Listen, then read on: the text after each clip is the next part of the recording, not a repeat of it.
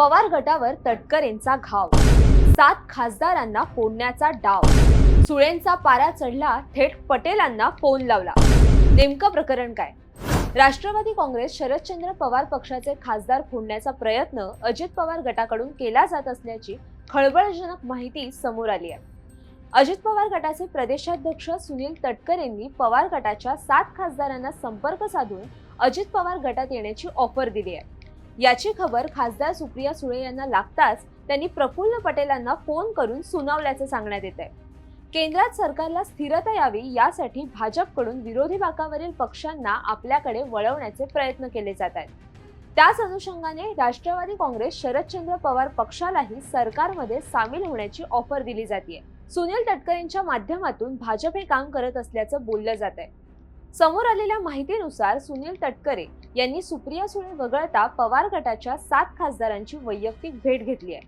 या भेटीमध्ये तुम्ही सत्तेसोबत या, तसेच या भेटीची माहिती बाहेर कुणाला देऊ नका या अटीवर त्यांना ऑफर देण्यात आली आहे. मात्र 7ही खासदारांनी याची माहिती पक्षातील नेत्यांना आणि सुप्रिया सुळे यांना दिली.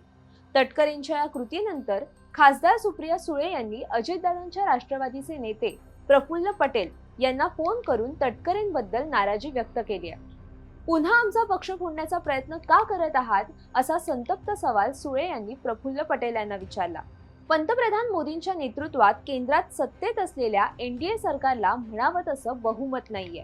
तेलंगणाचे मुख्यमंत्री चंद्राबाबू आणि बिहारचे मुख्यमंत्री नितीश कुमार यांच्या कुबड्यांवर हे सरकार स्थिरावलंय. त्यामुळेच भाजपकडून या सरकारची स्थिरता वाढवण्याचे प्रयत्न केले जात आहेत.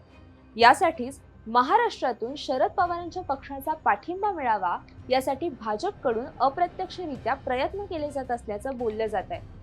लोकसभा निवडणुकीत अजित पवार गटाचा एकच खासदार निवडून आला होता, तर पवार गटाचे 8 खासदार निवडून आलेत.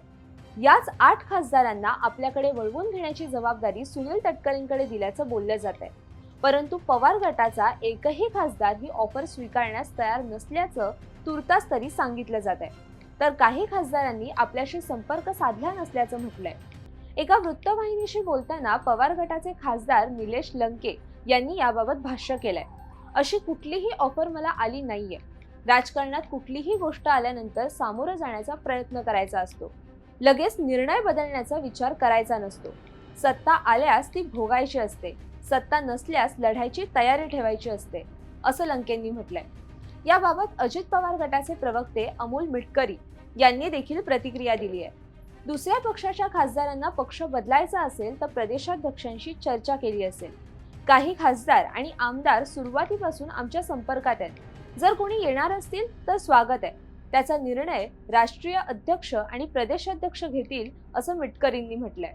शरद पवार गटाची 8 आणि 9 जानेवारीला बैठक होणार आहे. या बैठकीत अजित पवार गटासोबत जाण्याबाबत चर्चा देखील होणार आहे. काही खासदार आमदारांनी दोन्ही राष्ट्रवादींनी एकत्र यावं अशी इच्छा बोलून दाखवली आहे. त्यामुळे या बैठकीत याबाबतही चर्चा होणार असल्याचं बोललं जात आहे. त्यामुळे शरद पवार या सर्व घडामोडींवर बैठकीत काय भाष्य करतात हे पाहणं महत्त्वाचं ठरणार आहे. तुर्तास इतकंच.